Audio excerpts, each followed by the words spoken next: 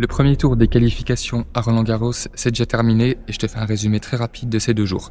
Pour commencer, en tout premier match en ouverture de tournoi, on a eu un match exceptionnel qui se finit sur un score de 6-0, 6-0. Une performance juste incroyable de la Canadienne Bianca Andreescu qui en moins d'une heure a arraché la victoire à la Chinoise Yao. Ensuite, on a aussi des très belles victoires françaises avec notamment la grosse remontada de Carole Monet qui était menée dans le premier set et qui a perdu, ensuite a été breaké directement dans le deuxième set, mais qui a réussi à aller chercher sa victoire en 3 sets.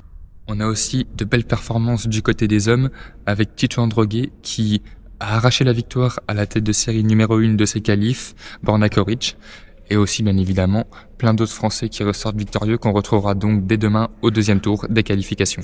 Malheureusement, il n'y a pas eu que des victoires sur ces 2 jours du côté de nos Français, avec principalement une défaite de Grégoire Barrère qui en a profité pour annoncer sa retraite.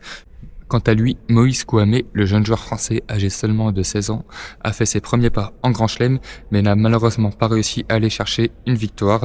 Si on résume ces 2 premiers jours de qualif, il reste encore pas mal de Français en liste et de Françaises pour aller chercher une place dans le tableau principal. Donc abonne-toi pour ne rien louper de Roland-Garros et suivre avec moi tous nos Français.